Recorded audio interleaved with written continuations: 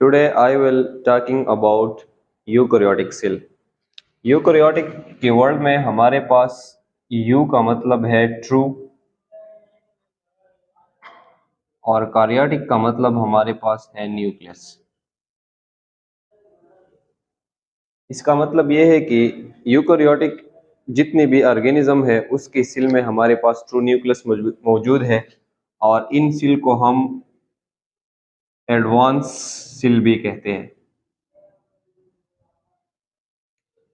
अब हम पढ़ते हैं कि कौन सी ऑर्गेनिज्म है और उसकी सेल में हमारे पास यूकैरियोटिक सेल मौजूद है। तो ऑलरेडी हमने बायोडायवर्सिटी में पढ़ा भी था। हमारे पास जो फंजाई का सेल है, प्लांट का सेल है, एनिमल का सेल है और प्रोटिस्ट का सेल है, तो ये सेल हमारे पास यूकैरियोटिक है। बैक्टीरिया में जो हमने पढ़ा था तो उसका सेल हमारे पास प्रोकैरियोटिक था। यूकैरियोटिक ऑर्गेनिज्म में हमारे पास जो सेल होता है उसमें हमारे पास न्यूक्लियस होता है और दूसरी बात उसमें हमारे पास मेम्ब्रेन बाउंडेड ऑर्गेनील होते हैं।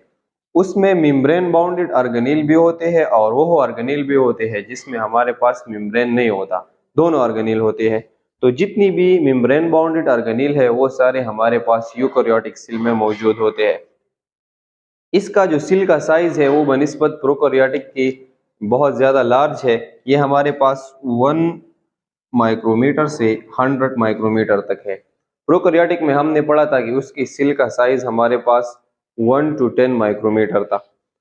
हमने तो पढ़ा है कि हमारे पास यूकैरियोटिक सेल जो है ये फंजाई में भी है, प्रोटिस्ट में भी है, प्लांट में भी है, एनिमल में भी है। लेकिन हम सिर्फ जो है अपने आने वाले लेक्चरों में जो एक्सप्लेन करेंगे, हम सिर्फ एनिमल और प्लांट की सेल का स्ट्रक्चर जो है और उसकी ऑर्गेनील डिटेल से डिस्कस करेंगे। तो सबसे पहले हम पढ़ते हैं कि एनिमल सेल क्या है। इसके बाद हम पढ़ेंगे कि प्लांट का सेल क्या है। इन दोनों में हमारे पास जो डिफरेंशिएशन है उनको भी पढ़ेंगे। हमारे पास जो एनिमल का सेल है उसमें ऑर्गेनील में ये एक एक्सेप्शन है कि इसमें हमारे पास सेल वॉल नहीं है। प्लांट की सेल में हमारे पास सेल वॉल है लेकिन एनिमल की सेल में हमारे पास सेल वॉल नहीं है। दूसरी बात, हमारे पास जो एनिमल का सेल है इसमें एक ऑर्गेनील है जो क्लोरोप्लास्ट है, वो इसमें भी मौजूद नहीं है और ये क्लोरोप्लास्ट जो है ये प्लांट में मौजूद है। ये क्लोरोप्लास्ट ही वो ऑर्गेनील है जिसकी बिना पर एक ऑर्गेनिज्म अपने लिए खुराक जो है तैयार करता है with the help of photosynthesis. तो हमारे पास एनिमल में फोटोसिंथेसिस नहीं होता, फोटोसिंथेसिस जो होता है ये प्लांट में होता है। हमारे हमने ये बताया था कि सेल में हमारे पास वेरिएशन है। सेल की साइज में भी वेरिएशन है, इसकी शेप में भी वेरिएशन है, इसकी स्ट्रक्चर में भी वेरिएशन है और इनकी फंक्शन में भी वेरिएशन है। तो हमारे पास एनिमल में मुख्तलिफ किस्म की शेप की सेल्स पाए जाते हैं। इस तरह की सेल को हम कहते हैं स्क्वेमस सेल, जो हमारे पास एक प्लेट शेप होता है।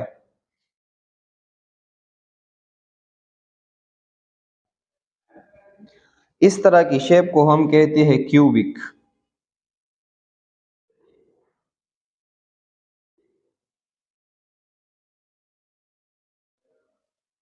इस तरह की शेप को हम कहते हैं कॉलम। और ये शेप जो हमारे पास है ये इर्रेगुलर है। और इस तरह का शेप जो है हमारे पास है स्पेरिकल।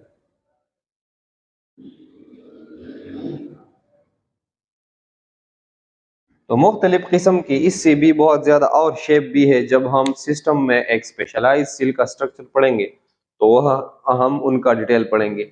अब हम इंटरनली आते हैं कि हमारे पास एक एनिमल सेल में हमारे पास इंटरनली कौन कौन से ऑर्गेनील जो है ये मौजूद है। तो सबसे पहले हमने ये पढ़ा था कि हमारे पास जो है एनिमल की सेल में हमारे पास सेल वॉल नहीं है, तो उसका जो सबसे पहला मेम्ब्रेन है वो हमारे पास है सेल मेम्ब्रेन। और सेल मेम्ब्रेन को हम दूसरा नाम कहते हैं प्लाज्मा मेम्ब्रेन।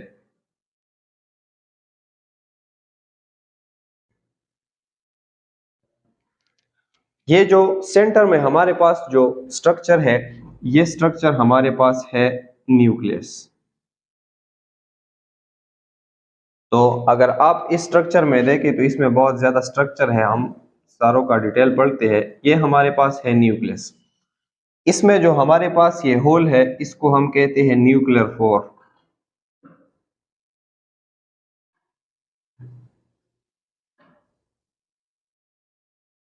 इसी तरह इसमें जो हमारे पास ये स्मॉल राउंड स्ट्रक्चर जो इंटरनल है, इसको हम कहते हैं न्यूक्लियोलस।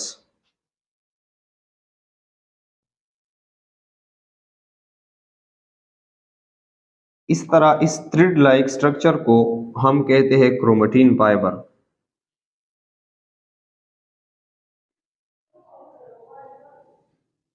इस क्रोमेटिन फाइबर में हमारे पास कंडेंसेशन होती है और ये अपीयर होते हैं एज अ क्रोमोसोम।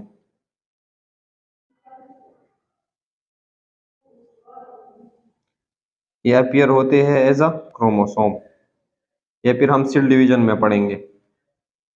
तो ये हमारे पास था कंप्लीट डिटेल की एक न्यूक्लियस में हमारे पास कौन से स्ट्रक्चर होते हैं। ये न्यूक्लियस जो था ये हमारे पास प्रोकैरियोटिक सेल में नहीं था, लेकिन यूकैरियोटिक सेल में ये हमारे पास मौजूद है। इसी तरह इस न्यूक्लियस को जो ये स्ट्रक्चर न्यूक्लियर मेम्ब्रेन हमारे पास ये जो है ये हमने भूल दिया, ये हमारे पास है न्यूक्लियर मेम्ब्रेन। न्यूक्लियस की मेम्ब्रेन को हम कहते हैं न्यूक्लियर मेम्ब्रेन। ये जो न्यूक्लियस का मेम्ब्रेन है, ये स्ट्रक्चर जो इसके साथ अटैच है और फिर आया है एक हमारे पास एनिमल के सेल मेम्ब्रेन से भी अटैच हुआ है। इस स्ट्रक्चर को हम कहते हैं एंडोप्लाज्मिक रेटिकुलम, और इसको राइबोसोम अटैच नहीं है तो इसको हम कहते हैं स्मूथ एंडोप्लाज्मिक रेटिकुलम। इसी तरह ये जो स्ट्रक्चर है जिसको हमारे पास राइबोसोम अटैच है, इसे हम कहते हैं रफ एंडोप्लाज्मिक रेटिकुलम। और हमारे पास एनिमल की सेल में राइबोसोम जो होते हैं वो एंडोप्लाज्मिक रेटिकुलम को अटैच होते हैं। तो ये स्ट्रक्चर हमारे पास है राइबोसोम।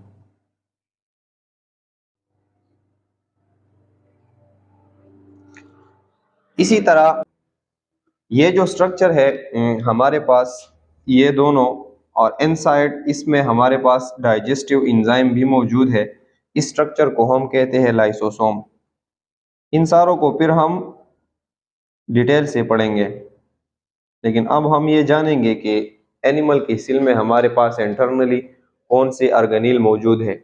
ये जो हमारे पास ये 3 स्मॉल सर्कुलर स्ट्रक्चर है, इन स्ट्रक्चर को हम कहते हैं वैक्यूल।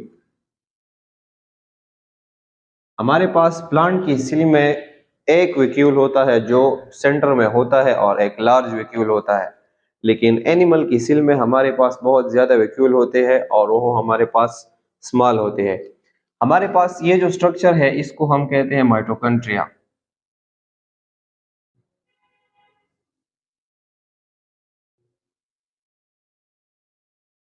इसी तरह हमारे पास ये जो स्ट्रक्चर है जो न्यूक्लियस की हमारे पास क्लोज है, इसको हम कहते हैं गोल्गी बॉडीज।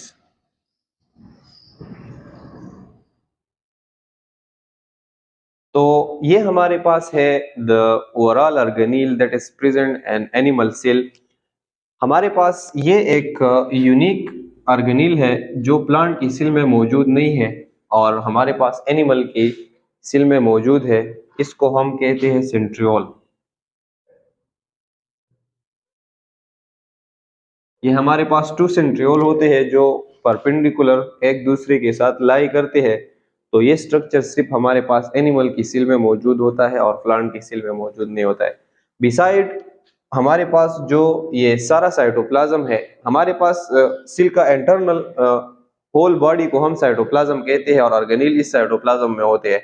इस साइटोप्लाज्म में नेटवर्क ऑफ फाइबर होते हैं जो सारे हमारे पास साइटोप्लाज्म में डिस्पर्स होते हैं। इसको हम साइटोस्केलेटन कहते हैं। इस स्ट्रक्चर को हम कहते हैं साइटोस्केलेटन।